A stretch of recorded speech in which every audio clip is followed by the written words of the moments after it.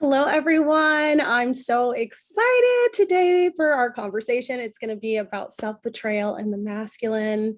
And I have a really, really special guest today, which, typically I don't have a lot of male perspectives on our podcast. So this is like such a treat.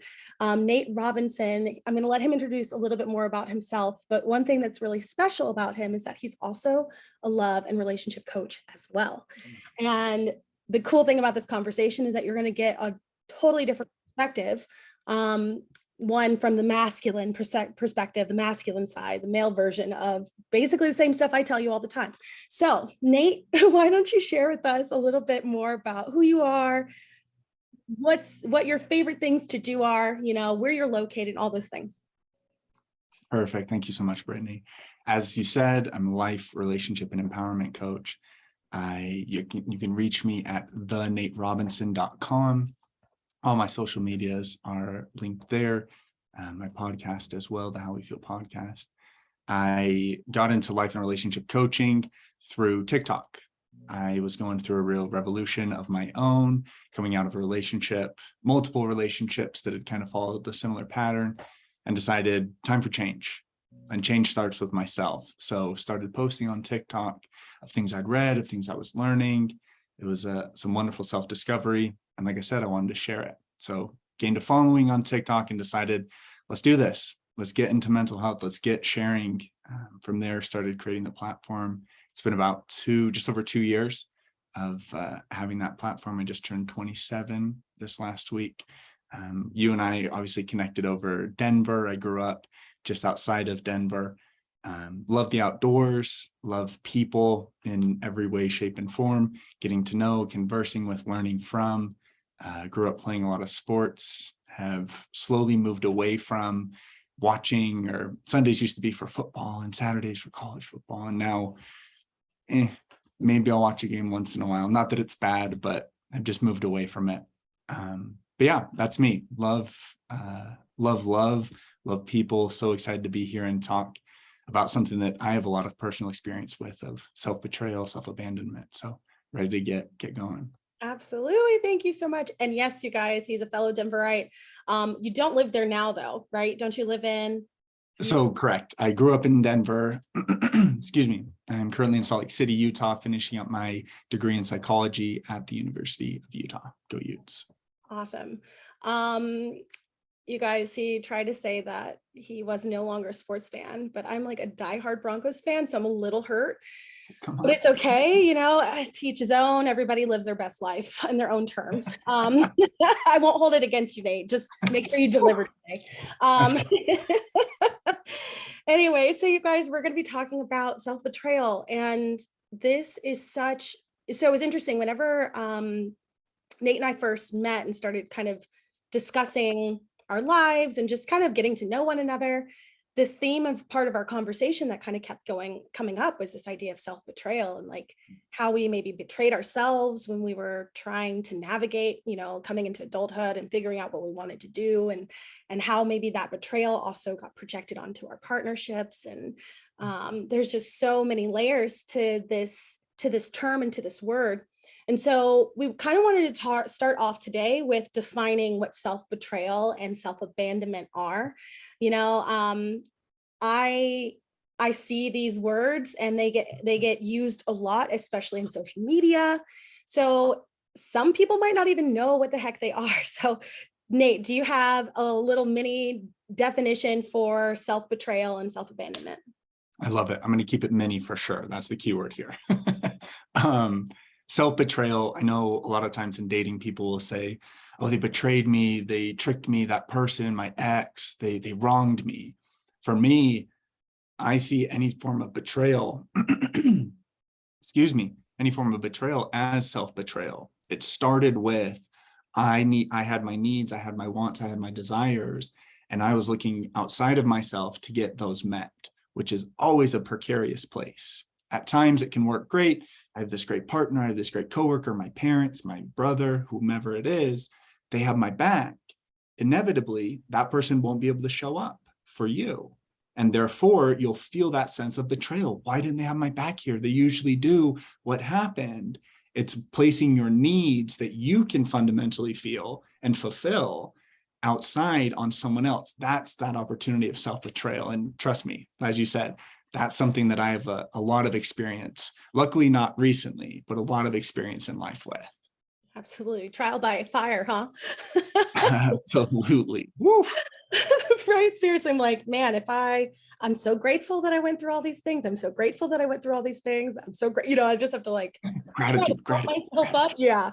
And then self-abandonment, it's really interesting. I would say that a lot of, the women that I work with, Mm, including the coaches, we use words like self-abandonment a lot. mm, And to me, self-betrayal and self-abandonment, even though they're very similar terms, they also mm. offer different sort of experiences. And I love what you said about self-betrayal being, this idea of, okay, I probably betrayed myself first before they even betrayed me because I didn't Right, express my needs, right? right. And then whereas I see a self-abandonment being, I am abandoning my needs, maybe consciously or even unconsciously, um, to fulfill the needs of someone else. Bingo. And do you feel like that definition also resonates with how you see self-abandonment and self-betrayal and their difference? Absolutely. Absolutely. I love the clarity that you offered there.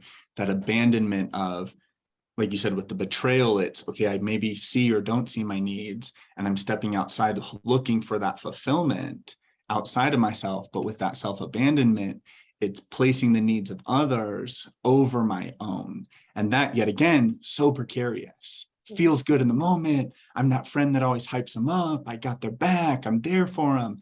But inevitably, your cup is going to run out. You're going to run out of that energy because you're giving, giving, giving instead of offering it to yourself. I love that. I 100% resonate with that, Brittany. Oh my gosh. And the way that you also just reiterated it was so clear. So thank you. Okay. It's the one thing that I thought was really powerful about having Nate on with us today is the fact that he gives the a voice to the masculine. Now, what's really, you guys have followed me for a while, or you guys have been listening to the podcast for a bit, and you know that I talk about masculine and feminine energy like quite a lot. And I also talk about how masculine and feminine energy operate within all of us. We have both within our male bodies, female bodies, other bodies, it does not matter.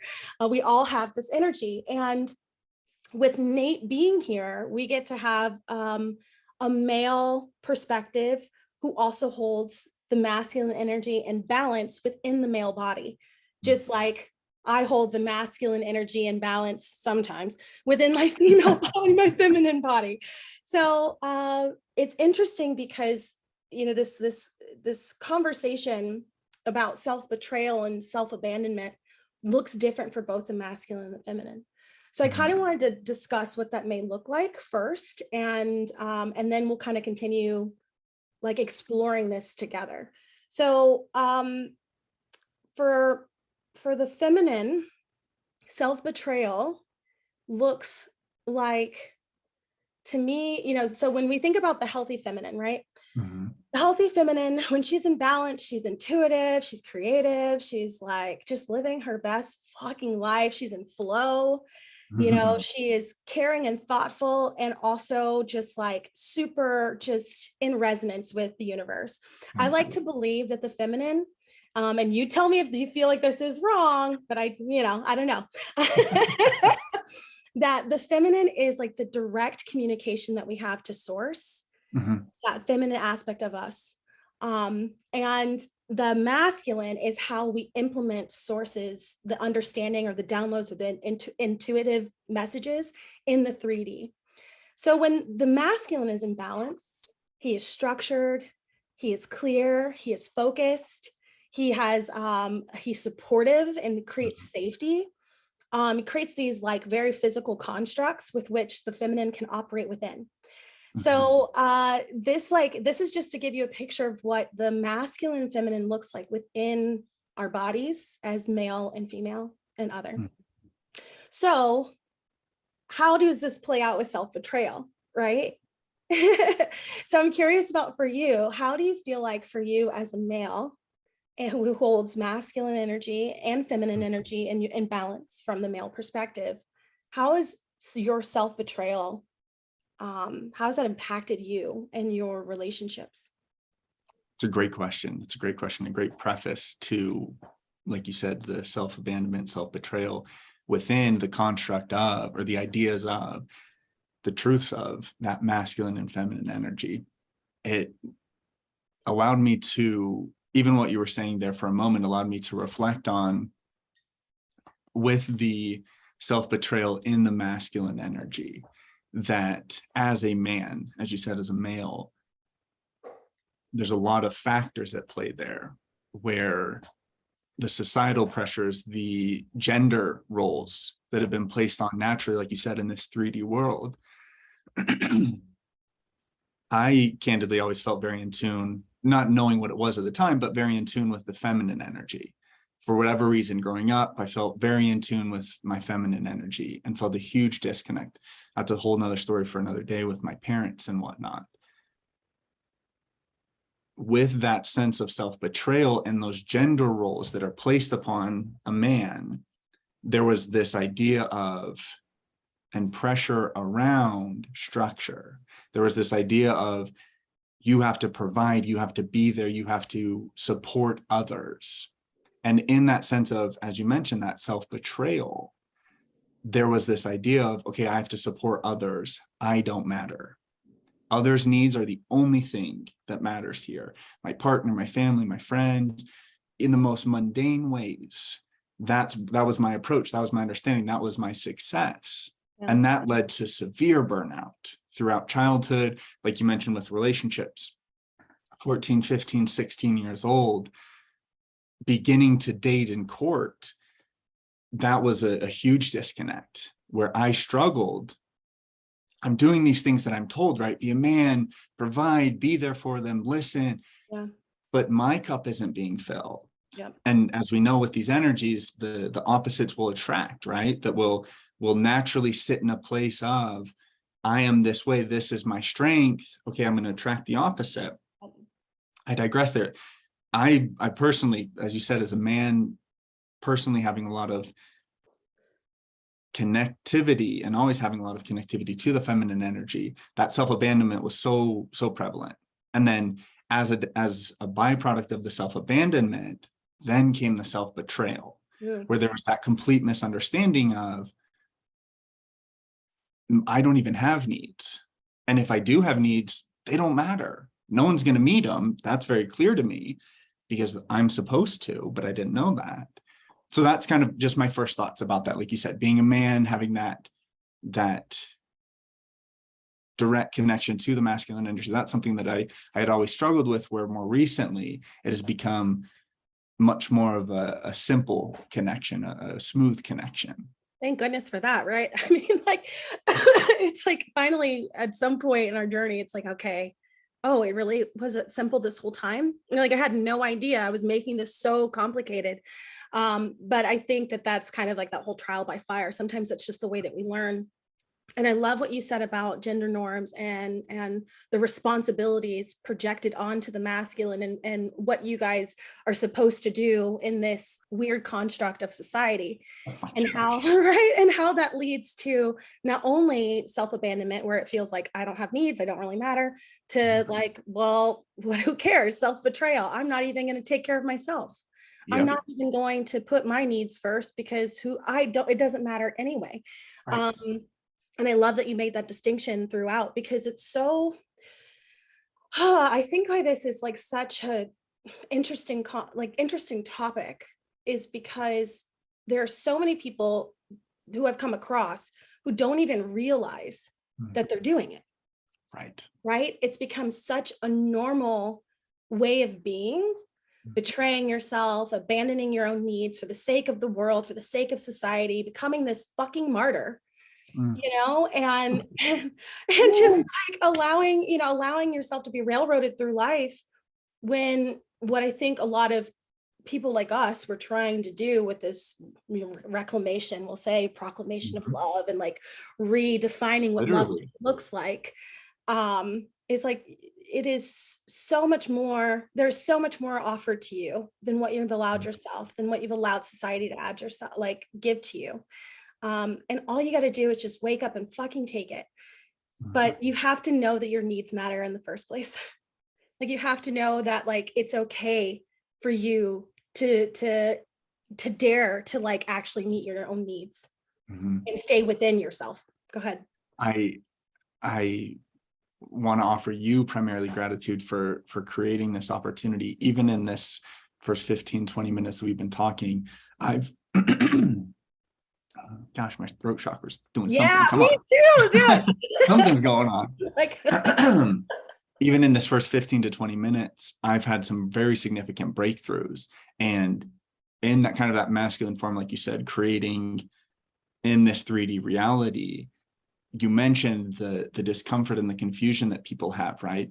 I don't like my life. I don't like myself. I don't like what I do. I don't like where I am. I don't like my partner. I don't like my parents. I'm stuck. And there's so many noises coming at you, right? I mean, your life, your work, your friends, love, I want to feel pleasure, all of these different sensations that you're trying to navigate within this dysfunctional, primarily dysfunctional reality, and not having the clarity around what is my masculine feminine, what is my masculine energy, what does that necessitate, what is my feminine energy, what does that necessitate, okay, how am I off balance in this place, and then correlating that with, okay, what are the gender norms here, okay, what fits and works for me. absolutely. Right. Like I said, the significant breakthrough I had, working with my clients, there's seems to generally be this conclusion of I'm stuck, right? I'm unlovable. I don't deserve love. I still live with my parents. I don't know what to do with my life. And allowing yourself to, you said it, allowing yourself to simply take the step and reinforce the truth that I matter, not in comparison to anyone else, but I matter, my needs matter. From that place, okay, now we can begin to have a dialogue around what are your needs? Yeah. I don't know. I don't know what my needs are. I don't even know I had needs. I just get up and eat my cereal, go to work, smile, Right. listen to my fun little music, watch my little Pretend on shows. TikTok, pretend to be something I'm not, Exactly. whatever. This Yeah. fashionista or whatever it is, when Yeah. in reality at your core, there's that core disconnect, which comes from, yet again, the subject of today's podcast, self-betrayal, self-abandonment, because those are so normalized in the chaos of what this realm or reality is fundamentally. Like you said, people don't know where to go. And it's I mean, that's a whole nother tangent, but it's in little things or your job or money or other people or being so kind-hearted. When those are all good and fine, when they come up from a place of connectivity to self, a place of grounding, my needs are met, I have my back, I love myself, now I can show up powerfully.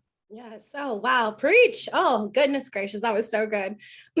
Yeah, no, absolutely. And I think what's so dropped in about that is this idea that like exactly what you said, how we don't, if we don't have words to articulate what our needs are, then the masculine can't do its job within us, Right. right? The masculine, to me, my understanding are the words. That's a physical construct that allows us to communicate what it is that we're being downloaded, what's being passed through us through the feminine. So if you don't even first off, if you have no idea that you're getting downloaded, or if you have no idea that like you are feeling something, and maybe you've been so dissociated because of trauma, and you're just Right. so disconnected from your body and from yourself, you don't even know what you're feeling, what you're What's experiencing. up or down, Yeah, literally. up or down, literally. Yeah, exactly. So there's that abandonment piece. You're like, I'm a shell of a human. I'm lost And in the then, sauce. right. And then you have these coaches, us including, being like, what do you want? Declare what you want, say it out loud. And if you are just kind of perusing on social media and not actually getting into the grunt of this work, you're going to be so confused because you won't even have the language to describe what it is that you need. So that way you can start meeting those needs and stop feeling like everyone else is betraying you. Right. Because the truth is that everyone's betraying you is a reflection. like you had mentioned, as far as like us attracting, right? Literally. Right, is a reflection of the betrayals that you have been, giving yourself. And I know sometimes it's hard to digest and it's hard to hear, but Ooh, let me tell you, knowledge is so powerful, and we wouldn't be sitting here if we didn't go through the fire ourselves. I'll tell you that much. bingo.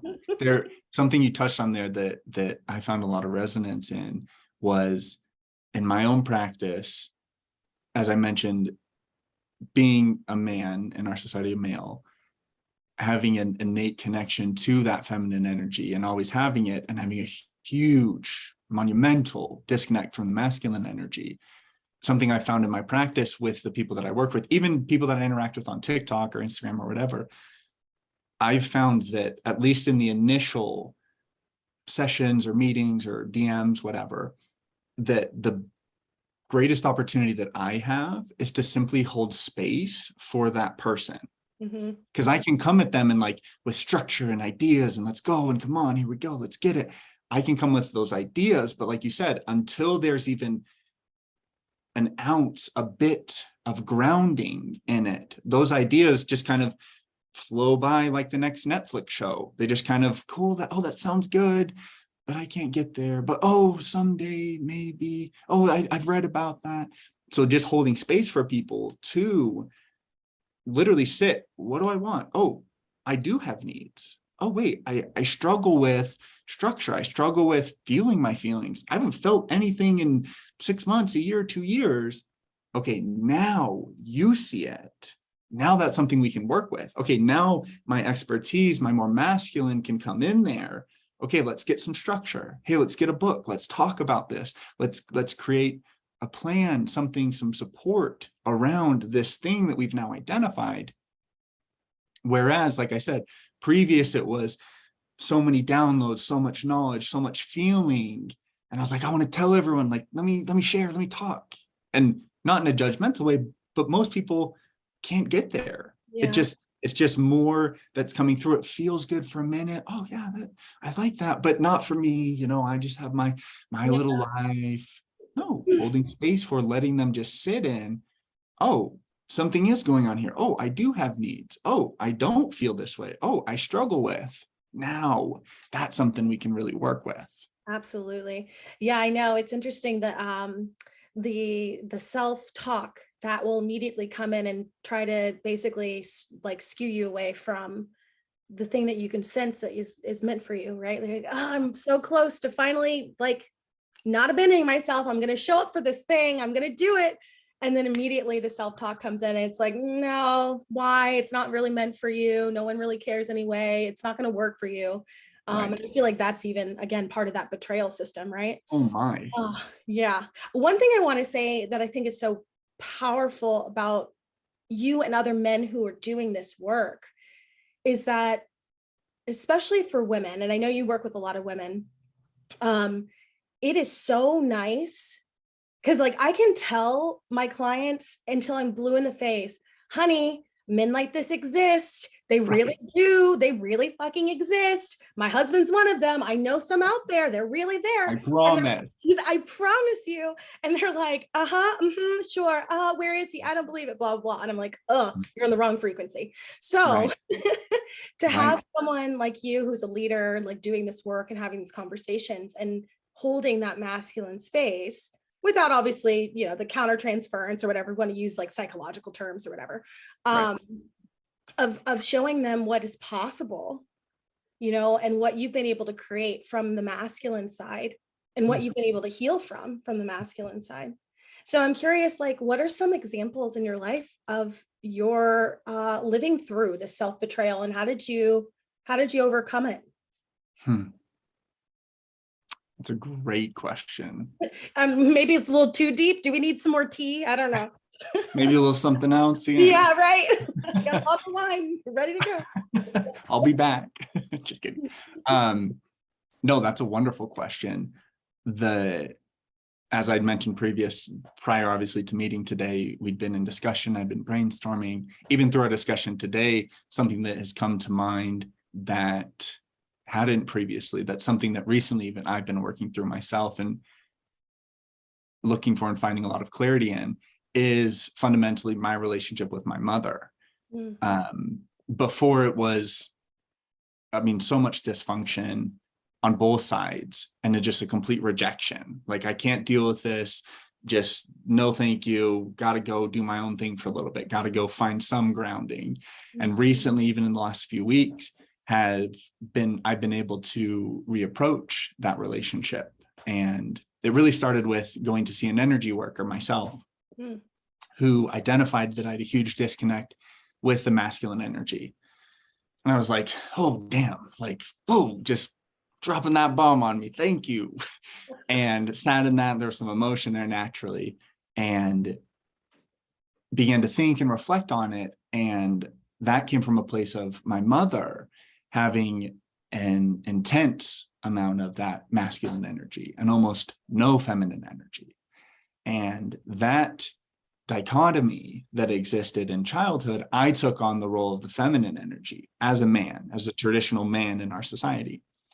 And that caused so much self-abandonment and primarily self-betrayal, because, like I said, I played sports. I primarily was heterosexual growing up, met all of the gender norms, was good looking and had all these things, and was a part of this religion and was seen as this upstanding member of society, even as a child. And constantly people would say, your son is so wonderful, he's so great. But inside, I felt this disconnect of Nate doesn't matter. I'm doing all of these things that look good, that feel good, that are good, but Nate doesn't matter. There's this void. I can't get past this. I want to help. I want to be there. I love people. Got broken up with. And as you said, that deep martyrdom, that deep victimism that existed. Oh, it's my girlfriend. She's just the worst. Or she's just a narcissist. You know, she just couldn't. Come on, there's something wrong with her. She needs to go to therapy. I was just doing my best. I was trying to love her. I was just doing, come on. And it took a lot of time. And like I said, to take a step back and a lot of self-reflection and empathy and compassion for myself to realize, okay, there is a lot of feminine energy here, and that's okay. And it's even more okay, to your original question, to let that present in a male masculine form. Yep. That it's okay to go get some flared bell-bottom jeans, Hell to yeah. get a couple of Chelsea boots, to start getting hats, to pierce my nose, to get my fingers painted like smiley faces. Those things are okay for me. And that's what feels okay. Whereas previously, that wanting to present in a male form, that feminine energy, that feminine feeling, openness, whoever I am, felt so closed down.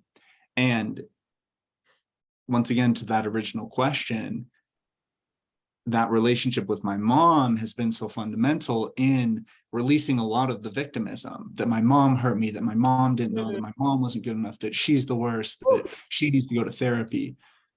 And taking a step back and going, I can interact and let myself sit in a place of this masculine energy, in this place of structure and having my own back and clarity, and not have any self-betrayal and not have any self-abandonment. That no longer is my story.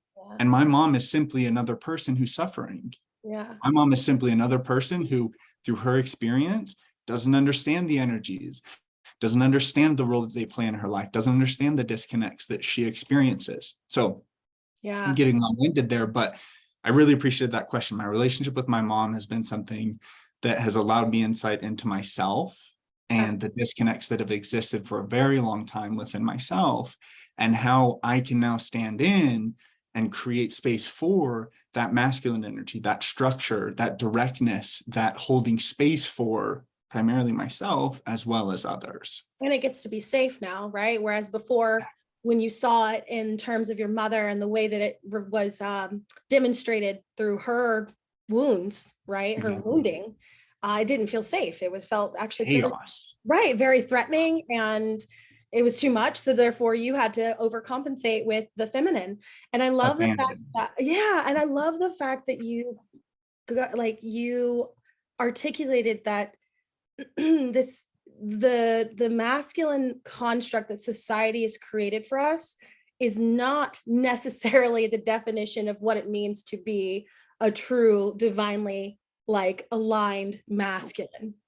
And as like, and all your only intent is like to create, not only intent, but like, and No. as a masculine, if you really tap into the energy, the only purpose of it is focus, direction, clarity, like support, strength, safety. Mhm. That can come in all sorts of forms. It doesn't Mhm. have to be, it could be in bell-bottom jeans and Chelsea boots, honey. Oh, and by the way, when you were talking, I was just thinking about, that Instagram or that, I don't know if it's, I'm sure it started on TikTok, let's be real, but it's like, am I the villain? Oh, am I the villain? Like, I just kept Me? thinking that, who, me? Am I the villain? Couldn't be me. Yeah, and it's like, yeah, you might be the villain in your own story and you just have no idea. And what a Mhm. really powerful way to become your own, what is that term? Anti-hero, where Yep. you can have the villain, the shadow that you are aware of that exists. And when you're aware of it and you don't keep suppressing it, it allows you the freedom to integrate and to use Mhm. it from a place of power and control. Something else, you just said so many wonderful things. One thing I thought that was, I love that you talked about your relationship with your mother. To me, our relationships with our mothers are like the most important relationship we'll ever have, even over our fathers, Mhm. because our mothers are the symbol of what it means to be. They are supposed to be the representation of the feminine. No matter Yep. what package that comes in, whoever, if maybe you come from a two dad household, but the masculine in that household or the dad in that household who holds more feminine energy is supposed to represent 100%. that feminine. And when she's like unsafe and wounded, you start to question your being. You start to question your existence as a human. Like, do I even matter? Do I Mhm. even exist? And then with the masculine side, like fathers or whatever, to me that feels like, oh, am I actually good enough? Did I Right. do enough? Right. So it's Right. more the action oriented sort of energy. So it's incredible how you've been able to heal those wounds from the source, Mm. when when that's like, it basically makes you question everything about yourself. You have a lot Literally, of deconstructing to do, is what I have to say. that that what you said there is fascinating. I've never heard it phrased like that, where the divine feminine presented in that motherly figure is kind of that sense of like of belonging, of being, of existing. And that's something, even as I said, for myself, having that disconnect, being deeply connected and rooted in the feminine energy, but not having any idea of what that masculine energy is for myself, that I always felt that deep sense of belonging, like deeply, even when I was a kid, outside of what people told me, or you're so great, you're a great leader, come on. I felt I matter. Like, I am here. I am a person. But that disconnect was, I do something great, or I do something impressive, or be the team captain, or I belong, I am here. But then they'd always be followed by, but was it good enough?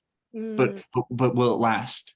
But mm, how is it going to work out? How are people going to feel about it? I don't know. That disconnect, like, I mean, I'd never heard that phrasing before, but that I certainly resonate with that. That the feminine, the divine feminine, is that sense of being, that sense of belonging, of existing, that direct connection to source. And the masculine is more of that tangible, my performance, how I am, how I'm perceived. Is it good enough? Am I good enough? yeah. I totally resonate with that. I wanted to touch on that there. Yeah, it's that external versus the internal. I mean, everything is duality, Mm. unfortunately. Everything is duality and it's also not, right? So like, Right. I don't want anybody listening to this to think that we're supposed to live in the black and whites of life. Like, life is filled with color. There's so many different possibilities, so many different opportunities. And also, duality exists, up and down, side to side, as above as below. All of this stuff is real. um I loved when we were talking a little bit about you know based off of our own woundings and where we abandon ourselves and where we betray ourselves. Those are types of people that we might actually attract into our life, Mhm. and they may either betray us, right, externally, as a reflection of how we betray ourselves, or they may actually be the catalyst for how we abandon ourselves as well. It's interesting, or they may mirror that, that abandonment. It's hard to just to Mhm. really use the words to describe this, but they may mirror that abandonment too. And I was starting to think about like a very really innocuous example of Mhm. where I was betraying how I felt, kind of abandoning my own needs in my marriage without my husband even co-signing to it. So Mhm. talking about these like gender norms, right? Mhm. And I come from a very like Catholic background, I'm from Texas, y'all. Everybody's married at 25 and has babies and all the things. I'm pretty sure most of my friends are on their third child by now. And Oh, yeah, good for them. God bless them. Bless the heart. And I love them. Their children are adorable and wonderful. And whenever I have children, I'll send my kids to them so they can raise them. Anyway, so just a little side note. Let me tell you how I really feel about children. FYI. Yeah, seriously. So there was this point in my marriage where I was becoming resentful and bitter because I would like make dinner for my husband and he couldn't tell me what time he was going to be home. And it was interesting. It felt like this act of betrayal because all he Mhm. had to do was communicate to me, because here I am slaving over a hot stove and I'm doing what is expected of me in this marriage. And you don't even have the decency to tell me like when you're coming home. And it Mhm. was interesting. This kind of went on unspoken for probably, I would say a few years, truly, Totally. until I got to the point where I was like, we kept having the same argument over and over again. And then finally I was like, well, hang on, am I expecting something that is not necessarily expected of me? And he's like, yeah. It's like, You're like, oh, am I the villain? wait, this is the me thing. Hold Yeah, on. to me, like I totally had that moment where I was like, this is so ridiculous, but it was causing so much anger and resentment. And I feel like that's what happens when we feel betrayed by others, right? Mhm. We immediately fall into this category of like, it's their fault. I can't believe they're doing, we're pointing the finger. And in Yeah. reality, it was because I was frustrated that I was meeting an expectation that actually wasn't, that didn't even exist. Right. And I didn't communicate I didn't communicate what I needed or what was, we didn't talk about the expectation. It was left unspoken. So it made me really start to think, okay, there are a lot of rules that are covert that we do not talk about in our relationships that may lead us to believe that our person is betraying us or that we need to abandon ourselves. And how do we start having those conversations Mhm. in our relationships? How do we open the door to that? You you read my mind. I was literally just going to ask how that had presented in your life, right? That disconnect, like you said, with your husband. That's something that has been so clear, right? That it's not, oh, this person doesn't understand me. Oh, why can't they figure me out? Come on. Oh, woe is me. I'm slaving away, doing the best I can. Yeah. As I said as well, that it's simply an opportunity to speak up. And I think that starts with, as we mentioned earlier in the conversation, that really begins with identifying primarily how you feel. How do I feel about making dinner every night? Mm-hmm. Yeah, it's fun. I like it. I enjoy it. It's some new colorful foods. Great. Yeah. Cool. Do I want to do it? Yeah, Yeah. great. I'm going to communicate that to the person I'm interacting with. Hey, Yeah. babe, super love you. Is it cool if I make dinner like, I don't know, 4 or 5 times a week? Is that cool with you? Yeah. Sure. Yeah, your food's great. I love it. Thank you. Well, the real thing was, which was interesting, is it okay that I eat without you? Because that Mm, was where I got frustrated, right? And so that was even part of the clarity. I love the way that you're clarifying this. I think it's so important to deduce where it's coming from. So yeah, I'm fine with making dinner. Asking myself those questions were good. Check. Yeah, I can do that. My husband loves what I make. Awesome. But where am I actually feeling like I'm betraying myself? right. I'm betraying myself because I want to fucking eat earlier and I have to wait for him and he won't tell me when he's coming home and blah, blah, blah. Right. And so it's like this Exactly. spiral. And that was where the problem was. And that's where that was where the opportunity was for me to invite my husband into that conversation. So that way we could clarify our unspoken expectations for one another. which was really beautiful, you know. Mhm. And obviously every single time we meet these meet ourselves in these spaces, it calls us to a different level of understanding of ourselves. And Mhm. how beautiful is that? Especially if you're here in this space, especially if you're listening to this podcast, you are clearly on some sort of journey of healing. And part of this road, it's like it's never ending. It's there's always going to be something that's going to like call you to a higher level and standard of yourself. Do you have any examples within your partnership, either past or present, where you have had to gut check yourself before you fell into a pattern of self-betrayal or abandonment? Damn, another great question. I obviously want to answer that. First, I want to touch on something you said there of validating your own needs, right? Mm, Of going through that process. How do I feel about this? Is this an expectation that I've placed on myself that is just here? Okay, cool. I want to eat earlier. Cool. I want to make a comment to it. You see it all the time on social media. The people that love you will actually care about you, right? They'll actually listen and hold space for you. Cool. If I want to eat earlier, sure, babe, like whatever, that sounds good. As long as you like hang out while I'm eating, sounds fine. Like whatever, dude, that's right. fine. That's the response of someone who deeply is grounded in their own energies, right? That is deeply committed to themselves, that Yes. doesn't see it as, oh, she doesn't want to eat with me. She thinks I chew too loud. Are you kidding me? I can't believe this. Oh, when I belch, it's the worst thing. Yeah. No, she just wants to eat earlier. Like that's totally fine. As Yeah. a segue into answering your question, my current relationship, my partnership with Grace, it has been the most wonderful relationship I've ever been in. It's been, to that same note, two individuals who are deeply committed to themselves, choosing to come together and enjoy life and have fun and play and Yeah. be easy. And even when things aren't easy, holding space for, wow, I'm going through a lot right now. I noticed I fell back into this pattern. Mhm. To speak specifically, there was a time, I believe in late spring, this last spring. It's been about 2 or 3 weeks. We'd gone to a concert. We had gone out to dinner with some of my family members, with Grace, my partner. And I noticed myself feeling a lot of discomfort and some resentment even towards her. Not because, honestly, not because of anything that she was really doing. It was going well. My family were getting along. The concert was wonderful. Really enjoyed it. But I felt this like deep resentment and almost kind of just disconnect, Mhm. primarily from myself, but as well from her, my partner, and started to kind of question, okay, what's going on, Nate? Okay, I'm just really frustrated at Grace. She's just doing this and Grace is just doing that. And come on, she needs to be better. And okay, hold on, Nate. Like, this isn't really what we do. Like, let's just be vulnerable for a second. Okay. Like, something's funky. Okay. Oh, I'm feeling a lot of pressure. Oh, that's weird. Why am I feeling Grace isn't really giving me a lot of pressure? Okay, well, damn it. Okay. Mhm. I'm feeling a lot of pressure from myself. What's going on?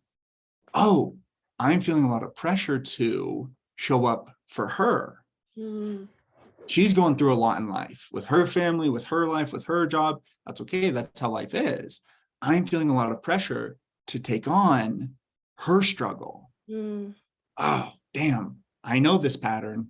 Yeah. Yep. I've seen this pattern play out in 4 and 5 relationships. Mm. I take all of it on. No, no, no. I'll make the call. No, no, no. Here, I'll talk to them. This is what you should say. Here you go. Which is good, right? I'm being a good partner, a good Right. boyfriend from a societal view, right? A general societal view. I'm being a good boyfriend. But that is fundamentally self-abandonment, Absolutely. because I'm looking for, how can I solve your problems? How can I show up for you? How can I take on your energy, your issues? Mhm. Which leads to deep resentment, primarily for myself. And then secondarily, if I had not put in the work to get to a place of that level of consciousness, that level of vulnerability within myself, to simply just take a step back, would have ruined the relationship. Yeah. And there were moments, very, not necessarily bad, but just intense moments in our relationship where we both had to take a step back and go, okay, it's okay for us to not be on the same page right now. It's okay that I've, for 2 and 3 and 4 weeks, stepped into this same old pattern and story and belief that I know ruins myself and ruins relationships. Yeah. That's okay. I still love you. I'm going to be aware of this. Will you help me to, hey, Nate, I love you. I'm good. Yeah. Hey, I don't Nate. need to fix my problems. I don't need you to Yep. solve it. Hey, Nate, Not if you're I just masculine. want to, I just want you to listen. I don't Yeah. want an opinion. Yeah. Cool, man.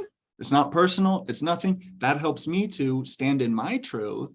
And it doesn't mean our relationship has to end. It doesn't mean that we're bad. It doesn't mean that we're broken. It simply means we're two people deeply committed to themselves who choose to come together and create a place of safety. So, like I said, to answer your question, that's one specific thing, that same pattern, that people pleasing, that taking on others' energies, taking on others' responsibilities, because it's a good thing to do, that has shown up in my relationship with Grace, my partnership with her, that has allowed me to heal that within myself and to go, oh, she's going through a lot right now. That's okay. Hey, babe, you need anything? Oh, you're good? Okay.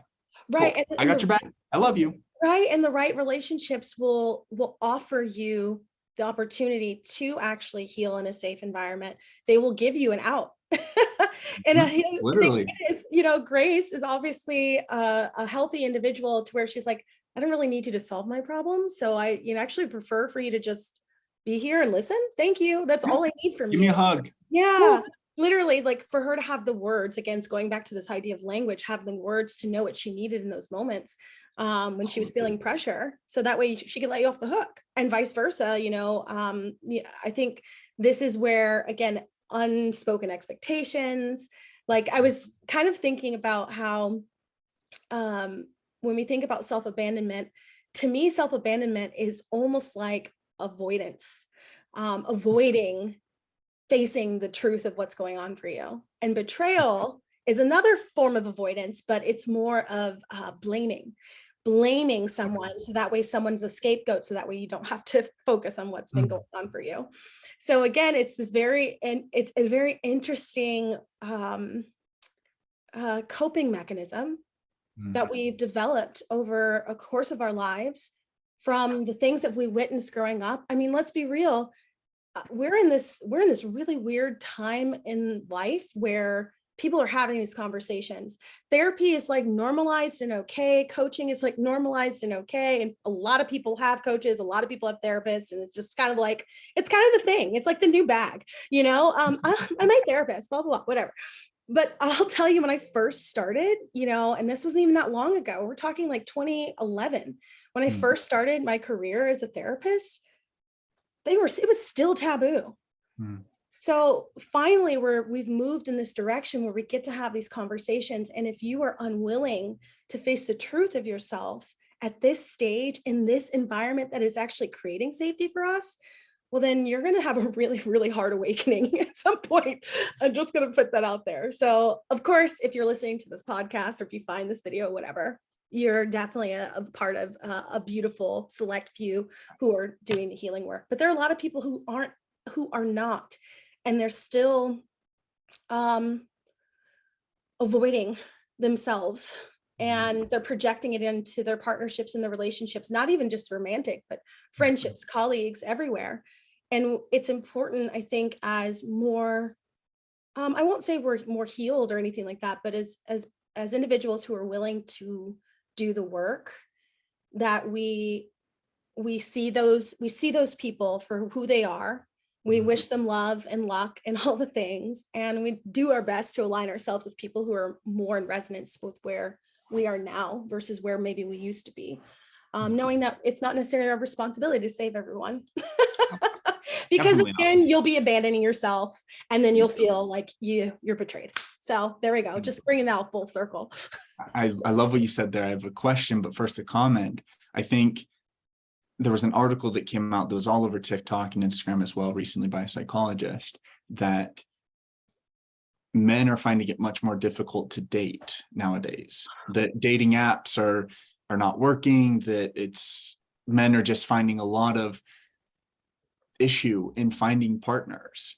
And I think that correlates directly with, in my mind, and you can correct me here if you'd like, but in my mind, that the masculine energy fundamentally is grounded in this sense of I mean, obviously an extreme example in the sense of grandiosity, in the sense of this is me, I am here. In our society, being naturally a patriarchy, that masculine energy having existed for a very long time and being seen as right and good and come on, here we go. But with that lack of vulnerability, that ability to take a step back and go, wait a second, this might be me. Okay, I've had 3 girlfriends, I've done this, I moved here, I tried this. Screw my boss, he's the worst, she's an idiot, go to therapy, come on, what's wrong with you, you bitch? Okay, take a step back. This might be a me thing, but in a way that allows for compassion, right? Hey, maybe I do want a life coach, or hey, maybe some relationship coaching might be the thing, or hey, therapy, I don't know.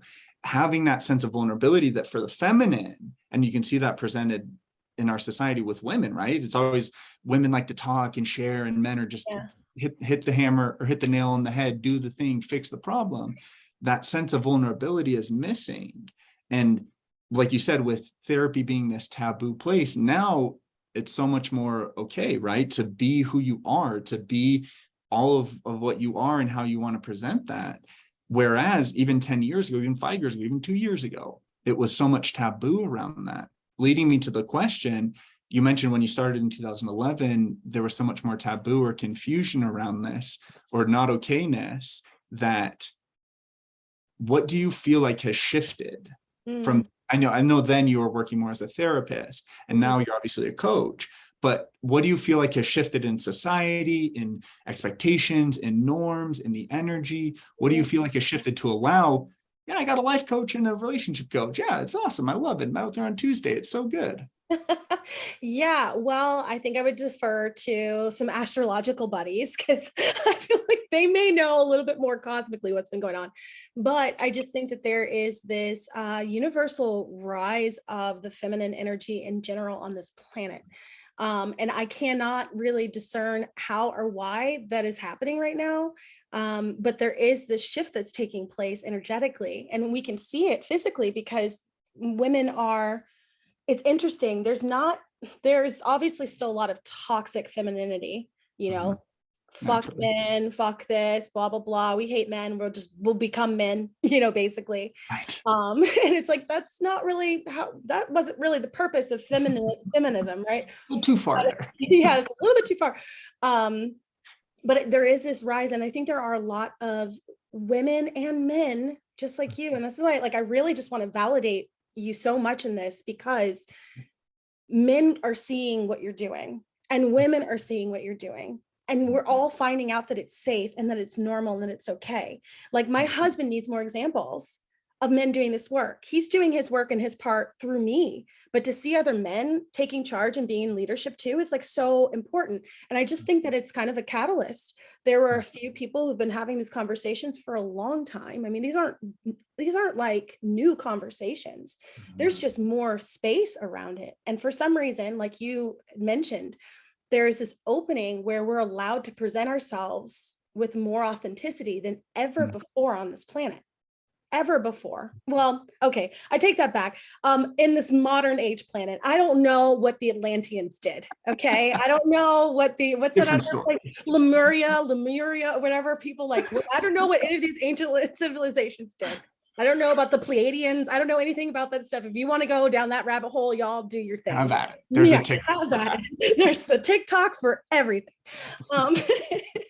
But somehow in this modern age, we've been presented with this beautiful opportunity to really take healing to the next level. And those of us willing to play, well, we're playing. And I think that that's really what's changed, is that society has shifted. And we saw that even with BLM and like what's going on. Well, I mean, I'm from Texas and I'm a little hurt that all the abortion stuff, I don't really know what to say about that. I know I'm laughing, but I'm laughing through my pain. Right. And so there are some ways that you can see the masculine, that's still toxic masculinity, trying to reclaim their power.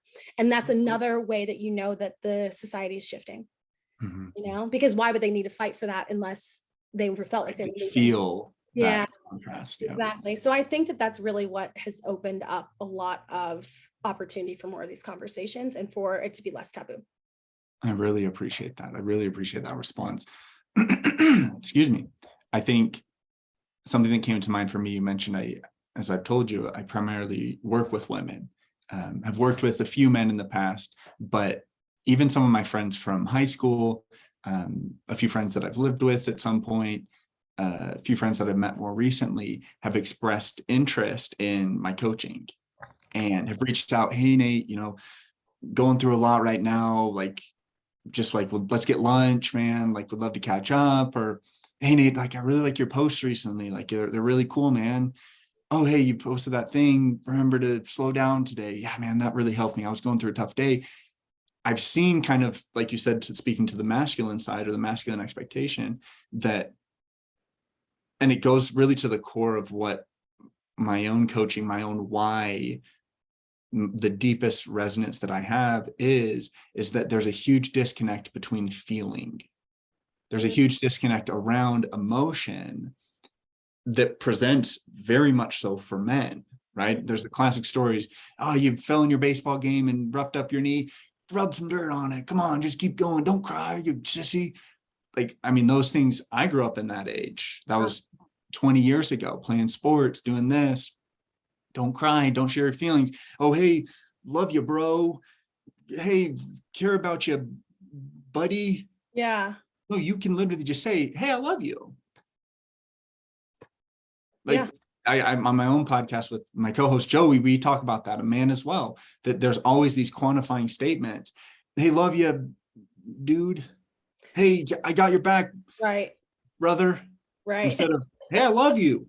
You're an important person to me. Yeah. Because of all those stigmatisms that have been placed on our naturally patriarchal Right. society, that, like you said, in order for men to feel okay in being vulnerable, there's that disconnect from feeling. Yeah. Because you can look at it and go, okay, I'm unhappy. Okay, I have this job, I'm making money, I got the girl, okay, cool. But like, there's this deep missing piece until there's that understanding of, I am safe to feel, my feelings matter. Mm-hmm. Then you can begin to, even slowly, just begin to, oh, I feel sad. Yeah. Oh, I feel disconnected.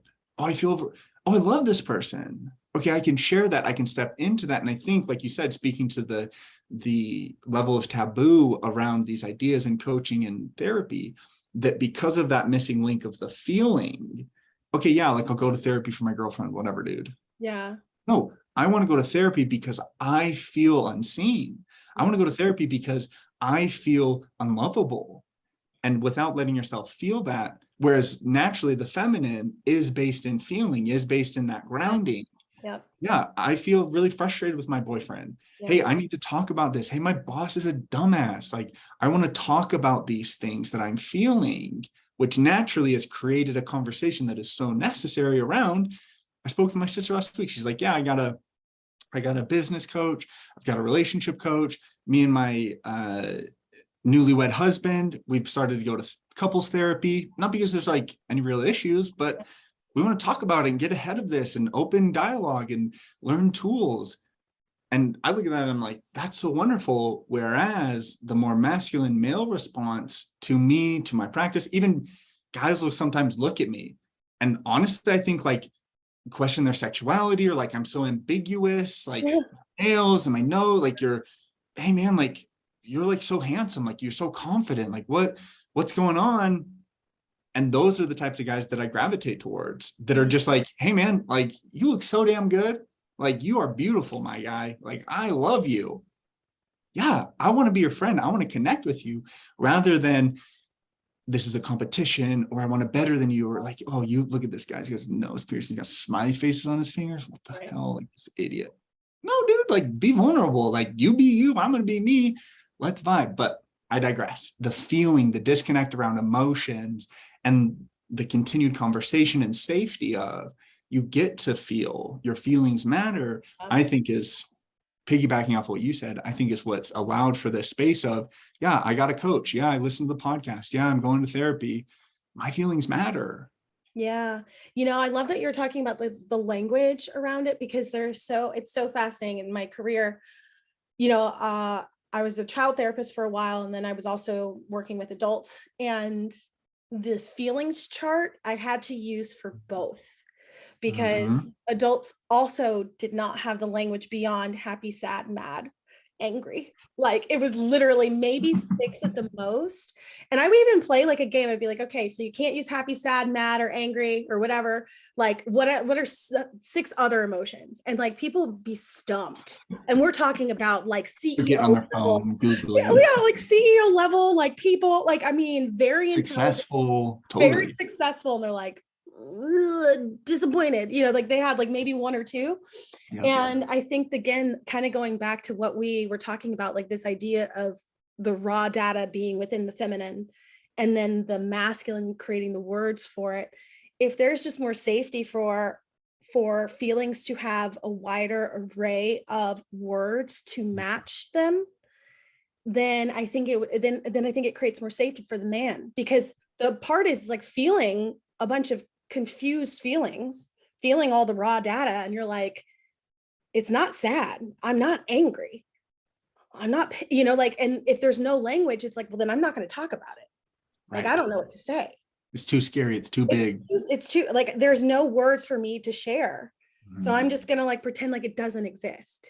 Right. Maybe it'll go away, Right. and again, I think that that's a part of that whole self-betrayal, Mm. that whole self-abandonment, avoiding yourself. And oh my goodness, we could go on forever with this This is wonderful. conversation. This is Seriously. wonderful, honestly. So good. Maybe we'll do a part two. Nate, are you open? I'm just throwing it out there. Hey, Okay. you have my number. Come on. Well, remind everybody. Actually, no, before I do that, what do you think are some tangible, practical things that people could use to implement to start healing? Maybe like two or three, healing this betrayal, healing their abandonment wounds, not necessarily their wounds, but like the feeling of leaving yourself for the sake of others. Hmm. It's a great question. Lots of good questions today. I think the first thing that comes to mind, back to the feelings, simply begin to offer yourself space to just feel, to Mm. just check in. How do I feel about that? What am I feeling right now? Cool. If I don't have the verbiage, if it feels too big, if it's too scary, no big deal. You don't have to figure it out. You don't have to solve it. Just some checkpoints throughout the day. Cool. What am I feeling? Overwhelmed, kind of sad. Okay. Give yourself that priority, which will allow you to begin to actually see the existence of that self-betrayal. Mm. Why? Oh, I feel pressure right now. Why do I feel pressure? Oh, because I'm worried of how this person's going to react, or I'm worried if this person's going to be mad at me. Oh, well, I don't have to be worried about that. I don't want to go to the gym, so I'm not going to go to the gym. Just checking in with yourself. I think as well, kind of 1A, 1B, beginning to instill, however simply, some affirmation, slowing down, giving priority to yourself. I matter. Genuinely, I matter, because that self-betrayal and self-abandonment fundamentally stems from that place of I don't matter. Other people are more important. Mhm. Achieving that is more important. Their feelings are more important. My partner, my boss, whomever. Giving yourself that space to just reaffirm, to Yeah. even begin building that belief. I matter. Okay, cool. On the most simple form, my style.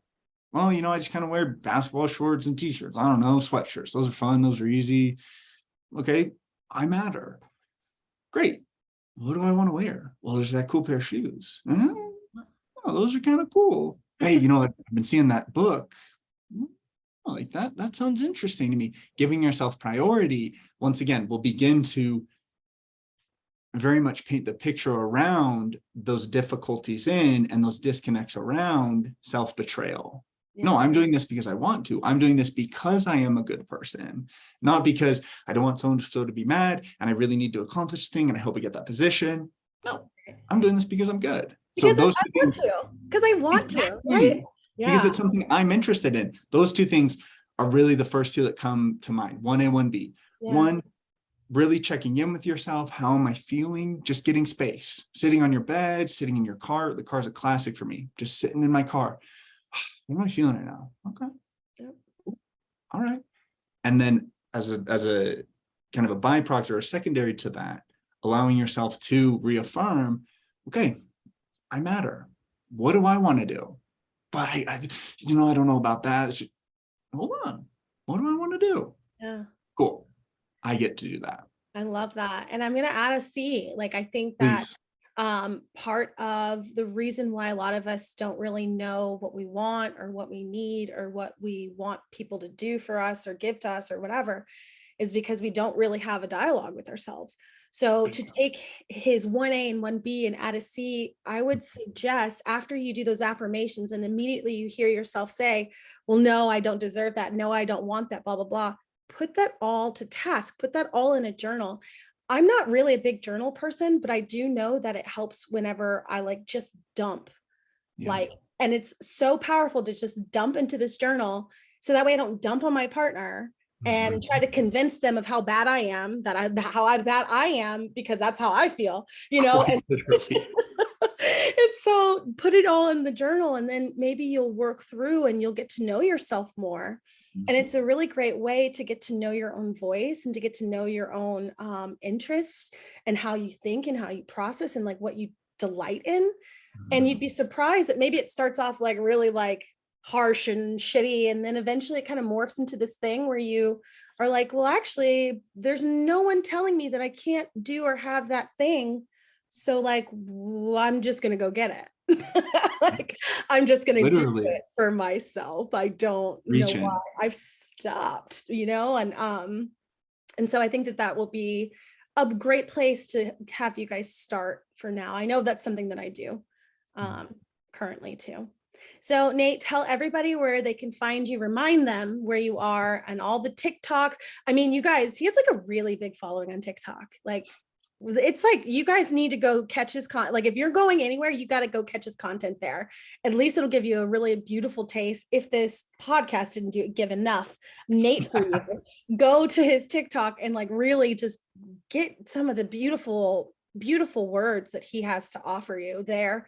And then check him out on his website and see what he can support you and how he can support you. But yeah, tell him all the things. I absolutely appreciate it. And I want to say thank you for this opportunity today. This is something personally that's been really reassuring, giving me a lot of clarity into my own experience, this conversation, this dialogue, the downloads, the thoughts that are coming, as well as being able to share with, like you said, people that are really committed to themselves, that have taken that step into vulnerability, into creating a life that they truly love, who being the person that they really want to and deserve to be. I appreciate the platform. Yeah. So you can find me on Instagram, the.nate.robinson. That's ROBINSON. TikTok, it's the Nate Robinson, no periods, the Nate Robinson all the way through. And then the website itself, once again, thenaterobinson.com. I look forward to continuing a dialogue. Like I said, DM me, comment on my TikToks. I try to be really good about responding to those. Let me know what's going on. There's a TikToker. I'm gonna not steal, but use his little quote that I really appreciate that says, "Love yourself, take care." Those are two things. Love yourself, take care, look out for yourself, that have changed my life and can absolutely change yours. And Brittany, once again, I just want to thank you for this opportunity and look forward to connecting in the future. Absolutely. It's my pleasure. And yes, I will be sliding into those DMs in a platonic way saying, when are we going to work again? Yeah, you guys, and don't worry, I'll have all of his information in the show notes. So that way you can, it's just a click away. But thank you, Nate, truly from the bottom of my heart. This conversation has been really beautiful and I'm excited to, part two. Just going to put that out there, ... Please. I love you. Thank you all for listening. You're loved. You matter. So good. Okay. Bye. Bye.